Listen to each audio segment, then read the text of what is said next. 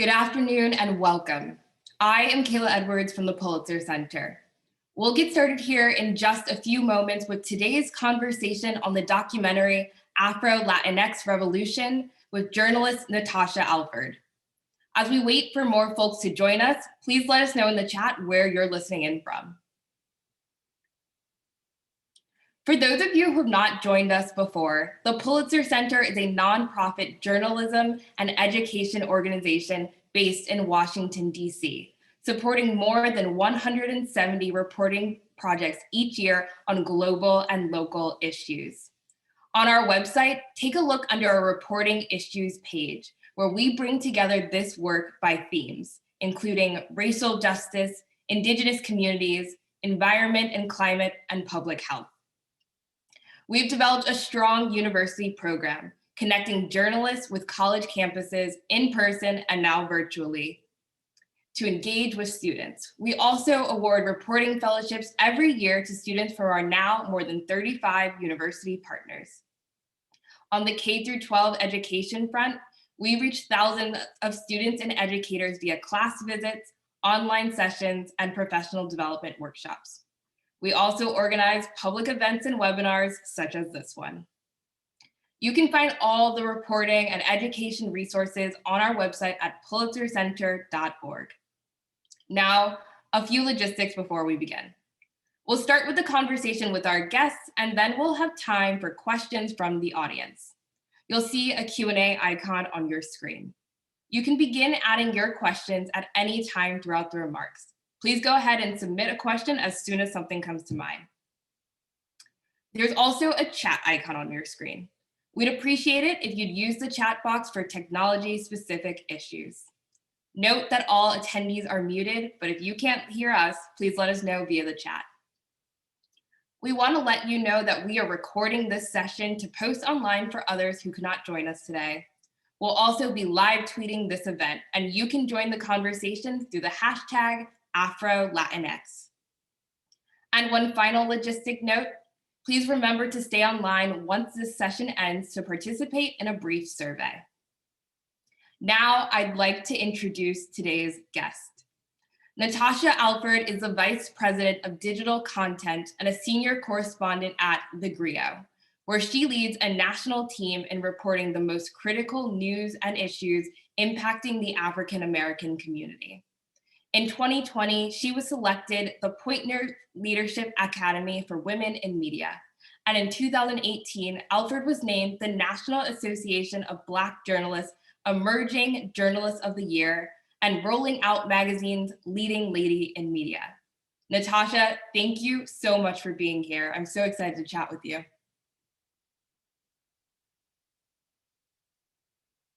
Oh, Natasha, you're muted. That was very 2020. I know. Hello, saludos, greetings to everybody who's tuning in. Thank you so much to the Pulitzer Center for having me. And thank you, Kayla, for hosting the conversation. I'm so excited. Natasha, I want to start our conversation today by playing a clip from the beginning of your film, Afro-Latinx Revolution, that I think gives some context on the beginnings of this project and the film for you. So let's take a look at it. And I noticed growing up that even though we said Puerto Ricans were proud to have all these different influences, there was still this element of erasure of Blackness, not necessarily putting it in the front and center.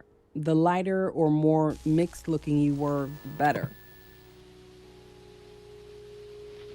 So when you think of your average TV anchor who is Puerto Rican or even Latina, they're usually white, mixed or olive skin tone. They have long and straight hair. There's a Eurocentric look that really represents the Latino identity that ignores Blackness and puts it at the bottom. They're not the video vixen, the beauty queen, or the star of the show.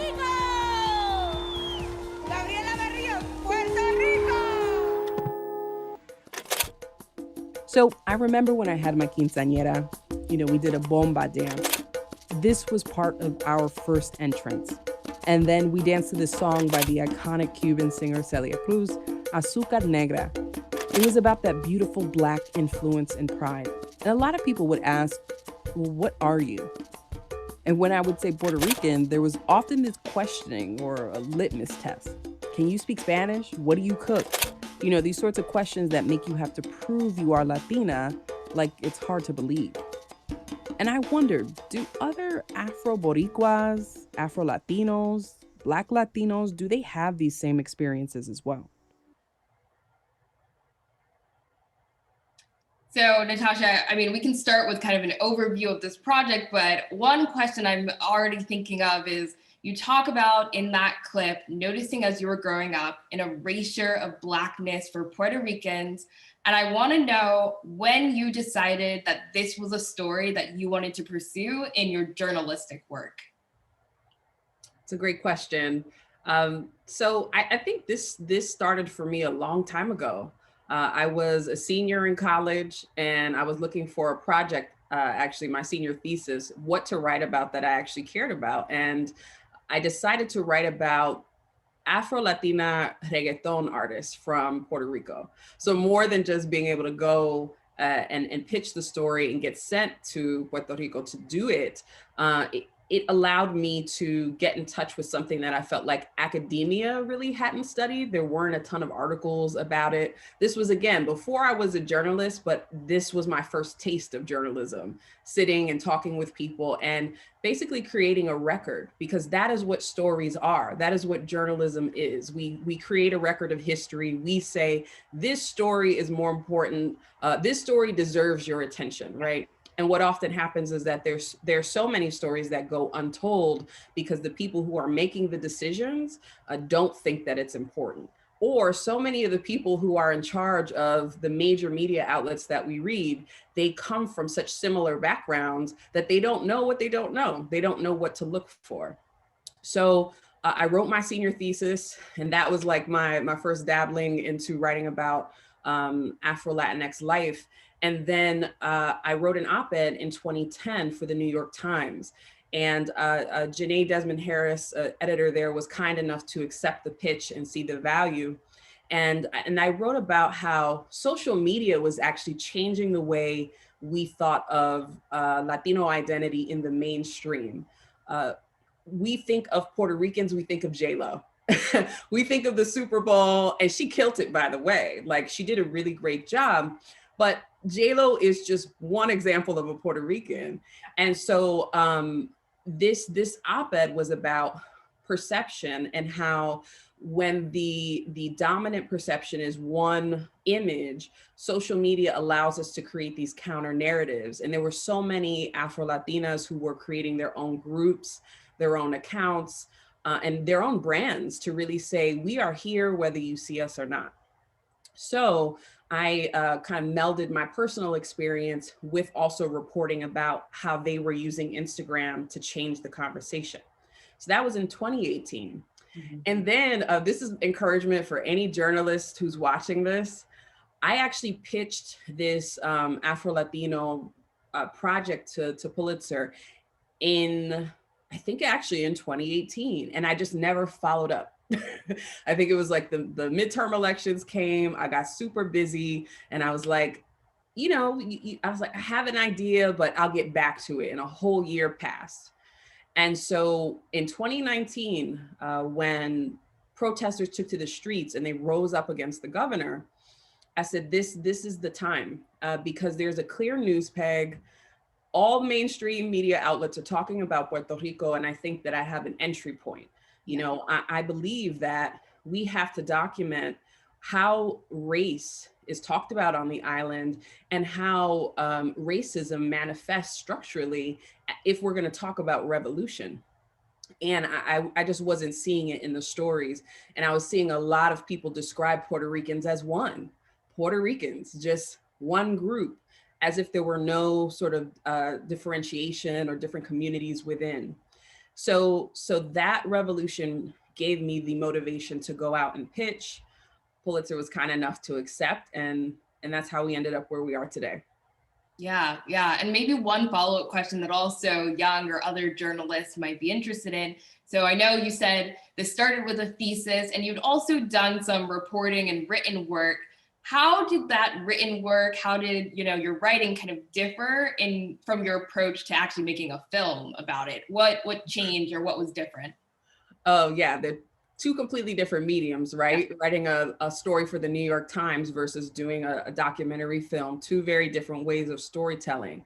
What I appreciated was that I could dig a little bit deeper into the history, and I could just show people a lot of things visually that you can say it, but the power of seeing, a commercial where everyone is a white Latino, or someone's dressed up in blackface, right? We show that in the documentary. I think it hits on an emotional level in a different way. Also, we were able to incorporate what was happening with Black Lives Matter. Black Lives Matter is not a trend. Let's be very clear, it's a movement. But we saw this resurgence of coverage and a protest in the wake of George Floyd's death. And so we knew that the island cared and was talking about it. And so that allowed us to get additional footage and incorporated that we didn't get on the first trip. And also to go back and shoot an additional interview with Marcos, who is the attorney that you will see in this film, who I only interviewed him one-on-one. And I was like, we have to get him on camera for this documentary. So we went back and we shot a video interview with him. Yeah. I mean, that idea that kind of the written way that you might read something versus hearing it actually directly from the interviewees is something that I was really interested in this film. And I do want to play maybe another clip that you kind of see that moment of how people actually communicate what they're experiencing and how they see their own identity. So let's play another one. After the 2000 census results painted the island as mostly white, the anti-racist group Colectivo Ile began organizing.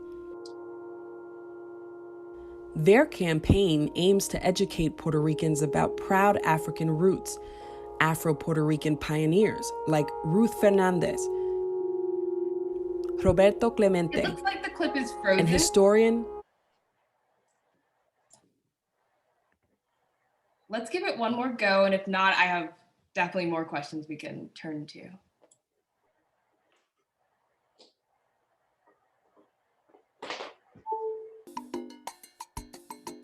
Yo creo que siempre ha estado desde que nací esa conciencia de que soy una mujer negra. Bien interesante esa dinámica en los Estados Unidos porque los afrolatinos, yo conversaba el otro día con mi primo sobre esto, we are too Latin to be black, but we are too black to be Latinos. So for us it's very hard.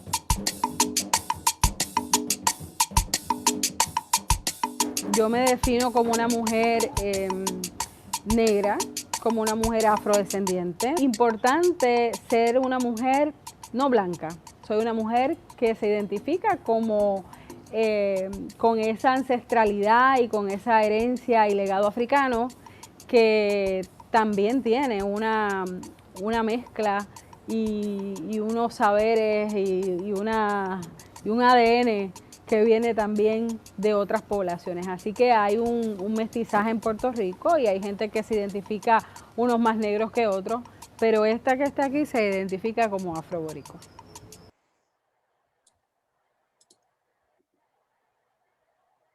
Yeah, so Natasha, in that last clip, one of the things that stood out to me is when Sasha, who's the media professional, the first woman we see speaking, describes how race relations in the continental United States might influence or impact one's ability to identify or feel comfortable even identifying as Black versus Latina. And I'm wondering when, for you noticed that this kind of internal question about identity was actually part of this broader social movement, part of even maybe what might be considered international relations in a sense. And you touched on some of that before, but I'm wondering if you could share a little bit more. Yeah, well, we've all heard that saying, the personal is political, right? So at the end of the day, even the way that we think about race is very much informed by politics and history. And so one of the myths that I think it is important to address is that Americans, again, in the continental sense, we live in here, abroad, right? everyone should know Puerto Ricans are US citizens. Yes. But if you live here, the perception is that we are obsessed with race. We are the ones that project this strict black-white dichotomy and categorization onto others who don't have an issue with race. They come from racial democracies, doesn't matter what your color is, everybody gets along, we're just obsessed with it. But that is not true. Latin America has had racism embedded in its cultures, in its history, because that's the reality of slavery and colonialism, right? If you had slavery in your history, if you conquered peoples, if you stole them from other lands and brought them into different countries to work for free and exploited their labor, then there is this element of racialization in every aspect of society. Now, some places allowed for more racial mixing, right? And that's what we see in Puerto Rico, that many people can claim that they are descendants of Africans. They very clearly have some sort of African DNA, right? But phenotypically, or in their life experiences, not everyone experiences being Black in that same way. And there is still a racial hierarchy in which Black people are very clearly on the bottom.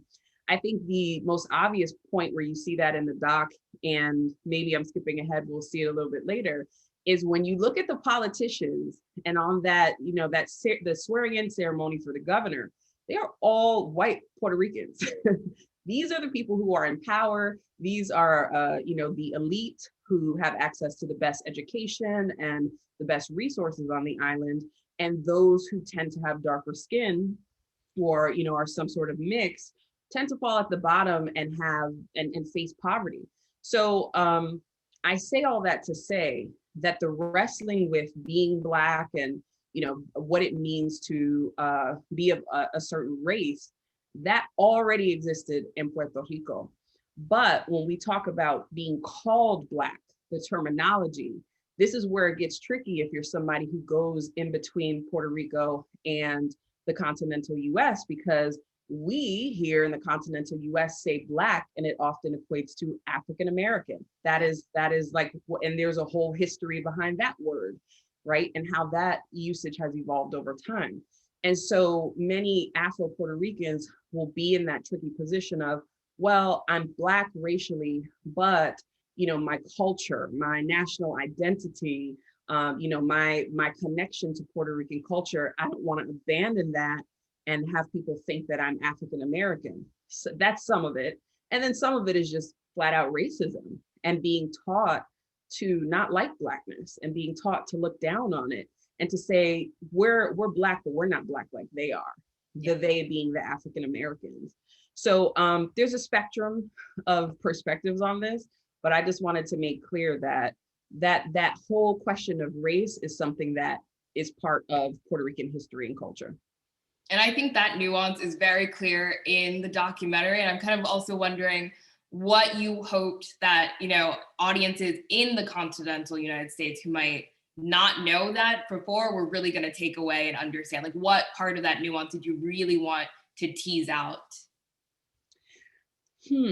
Well, I'm going to give a filmmaker cliche and say I want everybody to find their own lessons in the film. But I think it is important for us to make space for the different ways that Blackness manifests, to understand different communities in the African diaspora, and to understand the ways in which some of our struggles are actually like very similar, despite the differences. And it teaches us about just how systemic racism manifests. So even if people are not calling themselves Black, the fact that their health outcomes are much poorer than those who are lighter skinned has to tell you something about the way that policy and society is set up for it to lead to those outcomes. So I think for us to look at a society where maybe, racism is denied and to say, but look, this is still how it manifests. Yeah. The next clip I want to look at talks a little bit more about how the census kind of plays into this conversation and also dives into some of the actual experiences that Puerto Ricans have in terms of racism. So let's take a look at this next clip we have. But on the 2000 US Census, more than 80% of Puerto Ricans on the island identified as white, with 8% labeling themselves as Black, 4% as multiracial, and nearly 7% as other. In 2010, the number of Boricuas who identified as white dropped to 76%, and more than 12% identified as Black. For some, terms like Afro-Latinx are US continental imports that they can't relate to, just like strict race definitions of Black and white.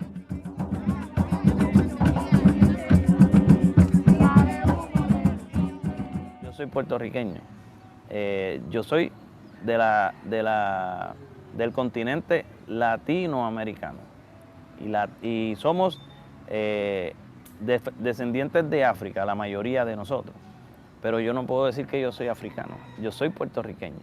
¿Verdad? Así que es un entendimiento que poco a poco creo que en Puerto Rico la gente podría ir entendiendo y acuñarlo si quiere. Yo creo que si conocen los propósitos, las definiciones, la categoría del término, cómo se acuña, cómo se va desarrollando, hay probabilidades de que haya más personas que quieran acuñar ese término y autodefinirse como afrodescendientes.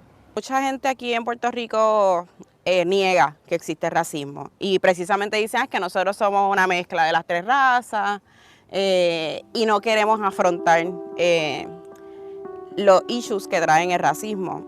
Y para mí como mujer negra crecer, por ejemplo, y estar presente en muchos espacios, mi visita a la farmacia está velada por el guardia de seguridad, siempre.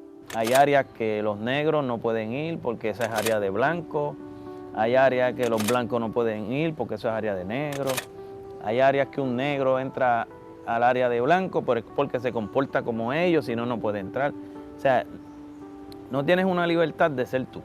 De pronto tú andas en un carro y eres una persona negra, pues ya tú eres un sospechoso o una sospechosa. Yeah. Soy culpable de mi pelo rizo y de mis labios gruesos. Si ser negro es un crimen, llévenme preso. Mientras no haya justicia, la ley nunca tendrá peso. Habrá violencia. Eso es parte de lo que ha reproducido el racismo.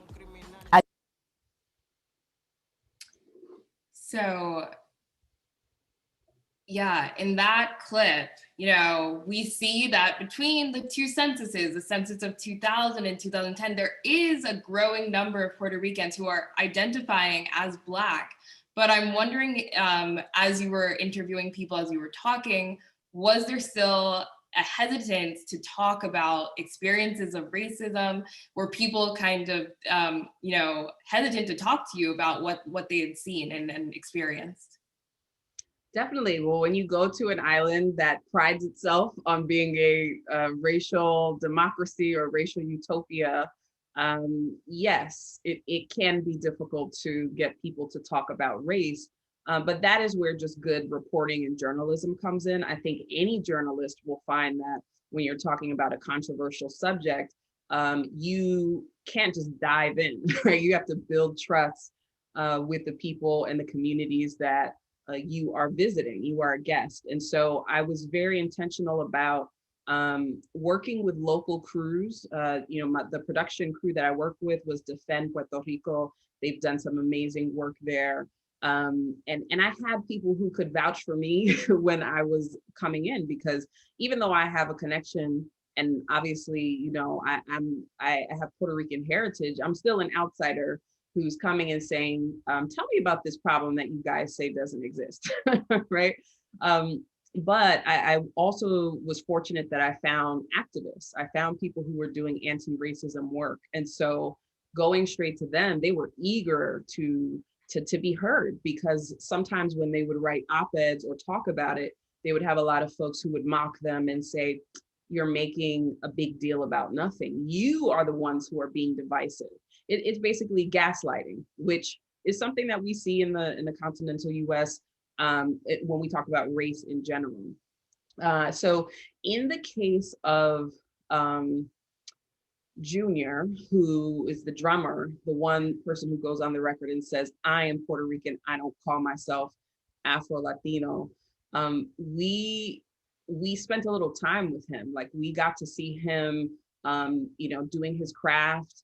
I asked him some larger questions about his community, the pride that he took. We had those conversations before I went into the trickier territory of how do you identify, because I didn't want him to think it was really a gotcha question. It wasn't like again, just like a temperature test of, are you Black? It's how did you come to see yourself this way? And what are the different forces that you experience? But you know what was funny, Kayla? Even though he said, I don't call myself Black, I'm Puerto Rican, that's like the most important category. In that clip, you see he's still describing systemic racism. Yeah. Mm-hmm. He's still telling you that there are places where it's very clear that these are white areas and the others that are Black areas. So that's what I found, that were certain folks that I would interview, maybe there was a little bit of hesitancy to say, well, we don't really have race issues. Everybody here gets along pretty well.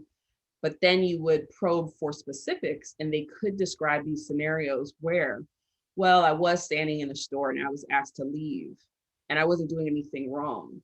That was one young woman who, she didn't appear in the documentary, but she went to the local ACLU to report an incident in a store after, she had just been standing there. And she, again, is not someone who is an activist. She's not necessarily, in the front of the Afro-Latino movement.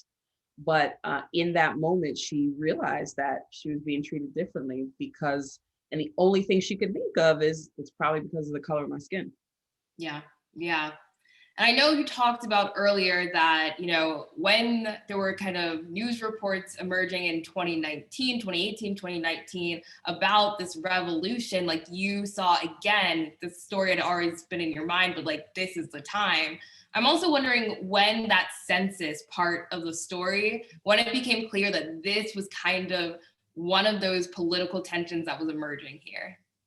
Yes, so I went in thinking this was a story about police brutality. Yeah. Not gonna lie to you. I thought it was the easiest inroad to take because you have police who are beating protesters. We're watching these photos, or there's a conflict with the protesters. And so here in the continental US, we're talking about police brutality all the time and the intersection with race. So I wanted to understand how were perhaps Afro-Puerto Ricans or Afro-Latinos, because not everyone who lives there is Puerto Rican. You have Dominicans that live there, you have Haitians that live there. How were they experiencing the police? Was there any sort of different treatment? And also Hurricane Maria was another news peg, right? Because that's part of why people were protesting. All these years after Hurricane Maria, they didn't get the support that they needed, and they're looking to their leadership, and their leadership is saying terrible things about them over text messages and mocking the dead. So, I thought that was going to be the angle, but when I started talking to activists from Colectivo Ile, which is a group, anti-racism feminist group on the island, they were telling me that a lot of their activism centered around education, and that they did a campaign for the census back in 2000 when 80% of Puerto Ricans identified as white. And they felt that it was a sign, it was a sign that there was a lack of education or understanding and a lack of acceptance, and there was anti-Blackness that had to be addressed. So they did this campaign and they felt it was successful, and they were planning to do it again for the upcoming census in 2020. And so I said that captures the policy question, right? Because it's not just Afro-Latinos exist, but how does this translate into being counted, which then translates into policy? Yeah. All right, I want to turn to the last clip that we have today, which gets into that, like, what is the political impact? Why are Puerto Ricans organizing around these issues, and the questions about what terms and identities to kind of talk about. So let's turn to our last clip. After the 2000 census results painted the island as mostly white, the anti-racist group Colectivo Ile began organizing. Their campaign aims to educate Puerto Ricans about proud African roots, Afro-Puerto Rican pioneers like Ruth Fernandez, Roberto Clemente, and historian Arturo Alfonso Schomburg. And like this 2010 census PSA from the Afro-Latino Forum, they're directly challenging anti-Blackness. Sabes que no me gusta que juegues con morenos. Pero abuela, si esos morenos son latinos. They want Puerto Ricans with visible Black heritage to check Black or write in Afro-descendiente. By claiming and counting Black populations, they hope to usher in change for a new era.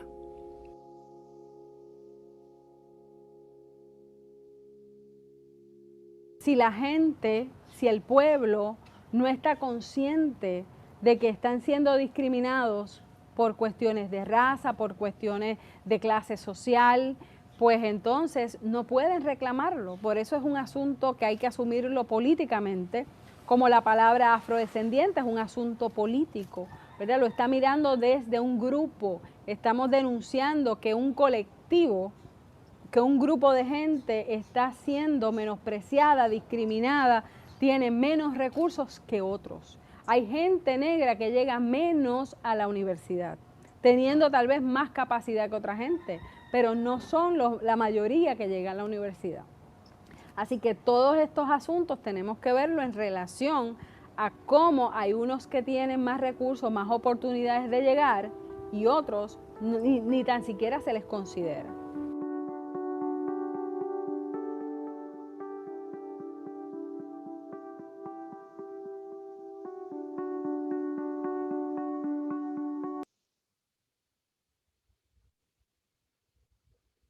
So, Natasha, I'm wondering if you can tell us a little bit about the responses to this movement since the time of your actual travels there to report and since maybe you actually finished the film. Yeah. So this has been an ongoing project. I published the first story, I believe it was on The Guardian, talking about police brutality, both with the angle of how Afro-Puerto Ricans experience it and then Dominicans as immigrants. And so that was in 2019, and here we are in 2021. So I think that from what I've seen, the conversations have only increased. I know that Colectivo Ile has a podcast called Negras, and they've been having even more conversations. There's just been a lot of interest in what the community is doing. So I guess the amplification for me is really what stands out. But yeah, we will see what happens with the census, because we know that it was very complicated trying to get anyone to fill out the census in a pandemic era. And so I know that, you know, there was a lot of organizing that happened to get people to check Black, but then of course, you know, a lot happened during that time of collection. So I think the thing that stands out for me is just, again, this amplification. I had a lot of positive reaction more than negative, people who were saying, you know, thank you for highlighting these voices, or these organizations do excellent work and, you know, deserve more time in the spotlight. And I know that I'm not the only storyteller who's working on this. I consider it to be collective work. So every time I see a story about the Afro-Latino experience in Puerto Rico or in other countries, I feel like I'm contributing to this growing movement that's saying, pay attention to these stories. So yeah, I think that's probably been the most rewarding part, is knowing that more people are talking about it. I think there is an organization, they actually built a house, and they were working on this before my story came out, but Corredor Afro in Piñones. It's a house, it's an institution.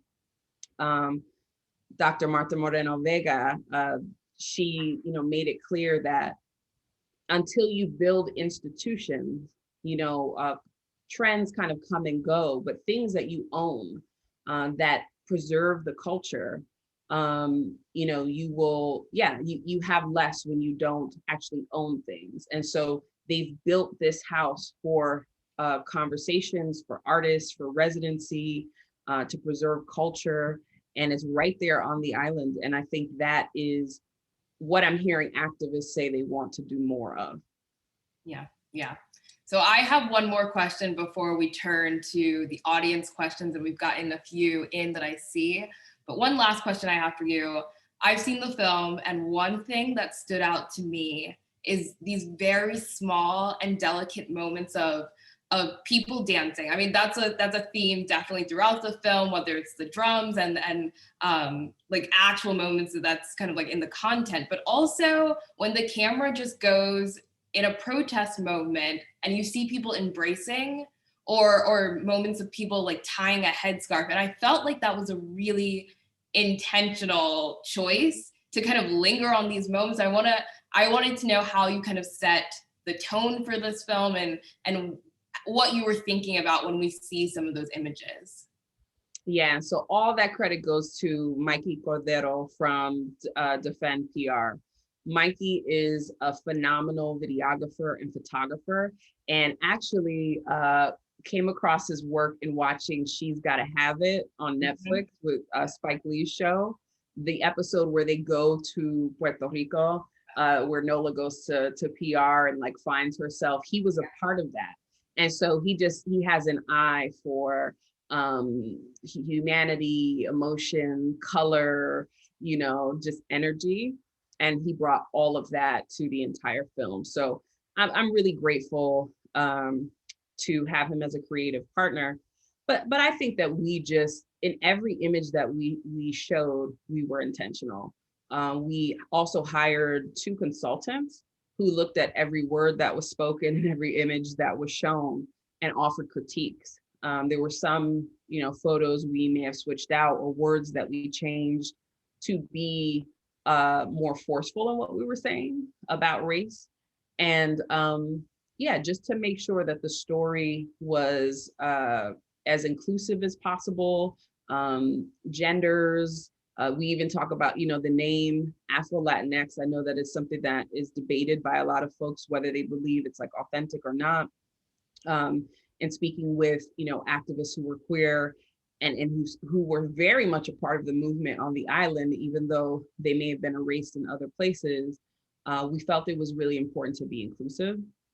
So yeah, I think with everything in the film, there was intention and care. And we emphasize that this is just the beginning. There's no way you could tell the whole story in 35 minutes, but we hope that it opens up even more conversation and inspires other creators to tell their own versions too. Amazing. Yeah. I mean, the care was extremely evident, and I'm going to go back and watch that episode of She's Gotta Have It now so I can see, you know, where the 2 influence each other. So I'm going to pick through some of these questions from the audience, and one that is very probably easy for you to answer, and I think everyone is wondering, is they wanted to know about the distribution plan for the film. So where can people watch and see this film? Oh, great. I'm so glad you want to see it. We tried to make it easy. So the top preference is for you to go to Amazon. If you are an Amazon Prime member, you can watch it for free. If not, you can rent it. But yes, it's on Amazon, and I really fought hard. We delayed the film for a while because I was trying to get it on Amazon. I wanted it to be available to as many people as possible, and people who wouldn't normally come to TheGrio, to you know, again, generate more conversation and education. So Amazon, you can also find it on TheGrio's YouTube channel. Just go to YouTube/TheGrio. And put in Afro-Latinx Revolution, and there's lots of comments and people talking on there. And then of course, thegrio.com. So if you look up Afro-Latinx Revolution, TheGrio, it's there. And then if you haven't downloaded the Local Now app, Local Now is part of our parent company, and they have like news, movies, weather, everything that you need. You can download the Local Now app and watch it on your phone. So yeah. Okay, so a couple of other questions from the audience. So one person is asking if where within some of these racial dynamics did you find that Haitians fit into the conversation? And did you, in any of your reporting kind of hear about some of their experiences? Yes, so I didn't go in explicitly reporting that, but yes, there were many conversations about how Haitian communities were othered within Puerto Rico, because there are Haitian communities that exist in Puerto Rico. And that, again, on that whole racial totem pole of Blackness, you have that intersection of being an immigrant, and then if you are Black, being treated as Black. And the experiences of harassment. I had one instance in which Sasha talks about an ICE agent who asked her for her papers as if she wasn't born in Puerto Rico. And we sort of discussed how, again, the idea of whether you're a Dominican or you're Haitian and you come over, people suspect that your Blackness is tied to your otherness. So yeah, but it's not something that, again, I delved into in the story, but I did hear of some experiences with, basically Haitians being considered immigrants that kind of like stay in a particular area, and that's where some people would like them to stay. Yeah. One question that I think is really interesting is about how emerging journalists who want to tell similar stories, if you had any advice for them, especially if they're working independently. And I like this question because you had picked up this project or had thought about this project earlier, but it wasn't until 2018, 2019 that you actually kind of, started working on it. So if you have any advice for journalists. Oh, shout out to all the emerging journalists. Yeah. Okay. It's like, listen, being scrappy is good. And it's okay if you don't have a big news name behind you. I didn't. And frankly, it was networking that was able to help me make my pitch even stronger, and to say, yes, this will appear on TheGrio, but we can promise a story that will appear on The Guardian and a story will appear in the New York Times. And that came through NABJ connections. I'm a part of an organization called the Op-Ed Project. I'm a mentor for that program. And the Op-Ed Project actually inspired me to write the op-ed in the New York Times. And they do free training that teaches anyone, whether you're a journalist or not, how to write, an op-ed and to formulate ideas that change the world. So there were people from these networks that vouched for me and advocated for me and helped me to secure a placement. Of course, there's never a guarantee, right? But they say, we like your pitch, and if you go and you get the story, we'll publish it. All of that helped to strengthen the pitch. So I would say, don't worry if you feel like an underdog or you may not have a big newsroom behind you. Pulitzer is very supportive. It's really about the strength of the idea, and timing is everything. As I said, I wanted to do this in 2018. It didn't materialize, but as soon as I saw something in the news that was like, that's the news peg I need, I jumped all over it. Yeah. Audience member Andres has asked, what is there, or do you have a sense of the reaction from non-Afro-Puerto Ricans about the increase of those who are identifying with Afro identities? Has there been any, counter movement within this kind of conversation? That's such a good question. I can't say I was looking for it. I wasn't really looking to see how they reacted to the increase. I know that there's a larger conversation about the increase and, accuracy, right? And whether anybody who has an African ancestor should be checking Afro-Latino or writing, Black, because if they don't experience life as a Black person, if you don't look at that person and say, negro, negra, right? Which is what happens, then is it really accurate? And again, when you're developing social policy and trying to figure out who's not being counted and what are their experiences, what's their income, what's their education, what's their health like, if it's not accurate, like what does it really mean? So I think that is more of what I'm hearing. And even if you look at some of the hot topics in entertainment, you know, there was an R&B singer who had been calling herself Black. She's Dominican. And people were saying, but is she really Black though? Can she count as Black? Are there certain things that she, you know? So I think there's actually a lot of negotiation and a sense that as Afro-Latinidad has become more in the mainstream, because it's not new, but the mainstream pays attention to it, is it almost being whitewashed to the point where it doesn't mean anything because everyone's saying, I'm Afro-Latino. And you just mentioned, you know, the social impacts of actually identifying on the census, you know, with other Afro-descendant or some other kind of term. So someone has asked, is there a negative impact by identifying as a certain way on the census or identifying as Black on the census? And they also wanted to know what types of things, social impacts or benefits or policies are actually changed when people identify as Black. Mm-hmm. Well, I think probably the one that jumps out the most that came up with like social scientists are looking at this, health is like one of the top ones. So at the University of Puerto Rico, they actually did a study and they, rather than ask people if they were Black or white, they asked them their shade, right? So are you dark skinned? Are you light skinned? Because they didn't want people getting caught up in, well, I'm not Black and I'm not white. They asked them about their skin color. And this study revealed that the darker skinned Puerto Ricans had poorer health outcomes.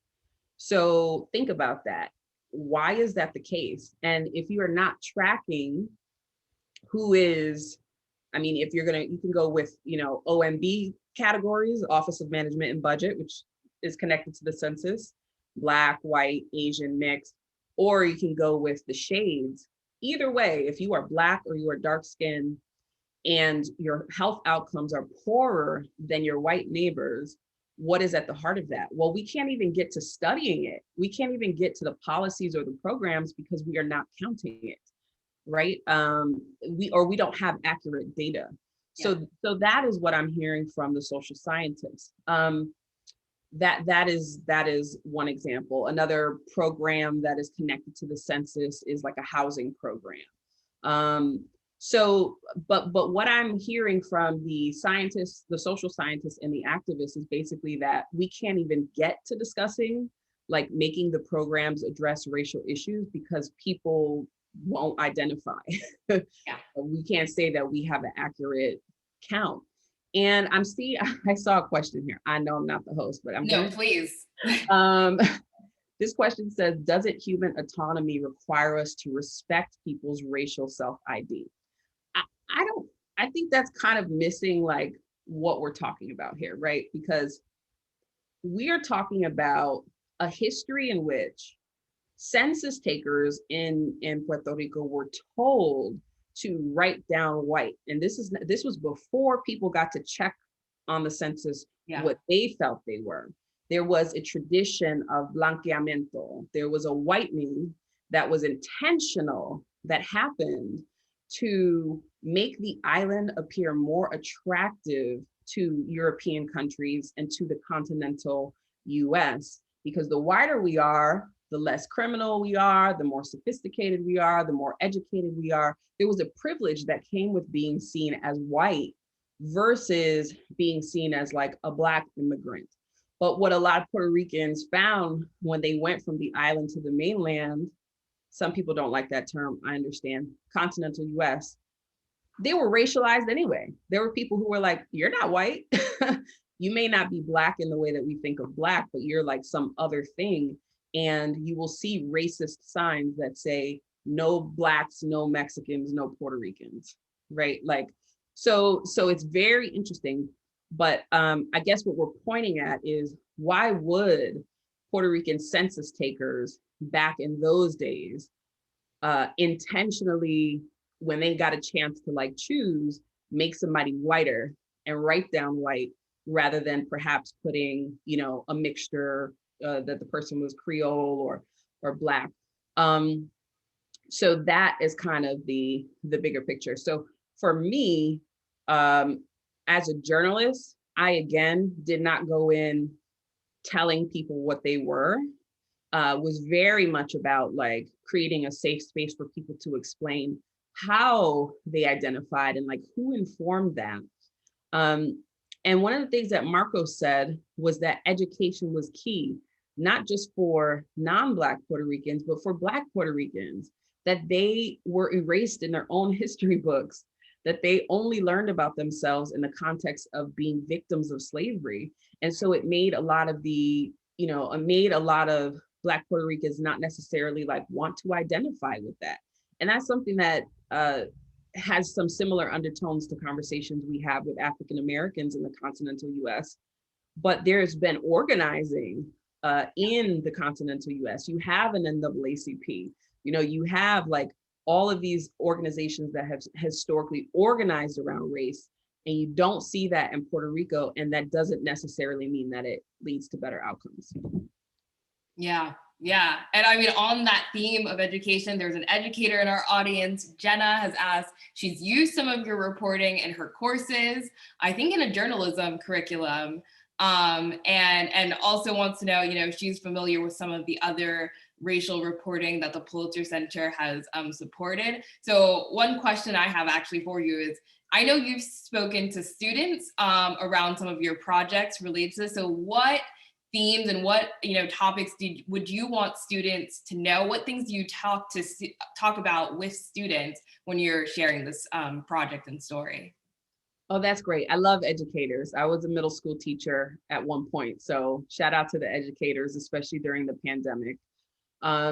If I were to focus on a theme, if I were teaching this in class, I think I'd talk about obviously historical themes. So if you're a social studies teacher and you want to talk about slavery, colonization, this is a really good case study. And you could do maybe some, Venn diagrams where you do comparisons about how slavery played out in different places, because again, we often only talk about slavery in one context, which is here in the continental US, but we know that more Africans were actually transported to Latin America, and that includes Brazil and other islands. So I would dig into that. What else could you focus on? I'd also want to do a chapter like on the media, right? So media representation and imagery, and how certain stereotypes manifest themselves even years later. So you saw Chianita, Pirulo, these blackface characters that people were laughing at and thought were so like funny in the 2000s, how do these characters and stereotypes and caricatures develop, and how do they persist? And I would definitely dig into that. What are some other things? You could also just explore like the power of music. So Bomba was like a huge part of this entire film. And the way a new generation kind of was taking it and remixing it, how are certain cultural traditions passed down and held through music. I think that's really interesting. So lots of things. And then of course, the most obvious one, you can talk about race, racism, there's so many different like angles there. And then if you're a journalism teacher, talking about actual reporting and how you go into another community and show respect and listen and, implement the best tools that you can in terms of ethics and cultural competency to come out with a really great story. Yeah. Oh, I have so many other questions I want to ask you. So I know we are not going to get to all of them today. So I will tell the audience, I will forward your questions to Natasha so she at least sees them, and maybe in a future blog post, we'll be able to answer more. I think my last question that I want to ask for you is any new projects, any new things that you're working on, anything that we can look forward to in the future? Yes. Oh, I'm just so thankful to all of you. I'm honored that people would take time on a Thursday afternoon to watch clips from the film and to hear more about it. I'm working on another film about the Black Panthers, and I I'm not going to give away too much, but it is about the Black Panthers and the ways in which Black Panthers organized within prisons at a time when people didn't want them to. So I'm very excited about that. That should be coming out hopefully during Black History Month. We'll see what happens, but we're doing so much at TheGrio. TheGrio is an African-American owned media company. We are the leading African-American owned digital news website. And I've been with the company for about 6 years, but we just launched a TV network. We're developing original programming. And so anybody who knows what it's like to be a part of an independent media company where you don't necessarily have like corporate backing knows how powerful that is to be able to make it in this landscape. So yeah, just support my work on there and follow me at Natasha S. Alford. Thank you. And we just dropped the link to TheGrio so you can go read more of Natasha's work and learn more about the work that TheGrio is doing. We want to thank you so much, Natasha, for today's conversation. And the video of our conversation today will be online at pulitzercenter.org in the coming days. So anyone who missed the beginning or wants to share, please do. Natasha, thank you again so much. Thank you, Kayla. Thank you, everybody, for tuning in. I also want to give a big thank you to my colleagues at the Pulitzer Center, especially Holly Peipenberg, our producer for this session. We also appreciate all of you in the audience for joining us today. And for those of you who are able, please remember that we are a nonprofit journalism organization, so we depend on donor support. Please donate today and become a Pulitzer Center champion. You can also learn more about upcoming Pulitzer Center events at our website. Check out pulitzercenter.org/events. And if you will just please stay with us for a few minutes longer, we have a brief survey as we officially end today's session. Thank you again for being here with us today. We hope you'll join again soon. Thank you again, Natasha. Have a great day. Bye, everyone. Bye, everyone.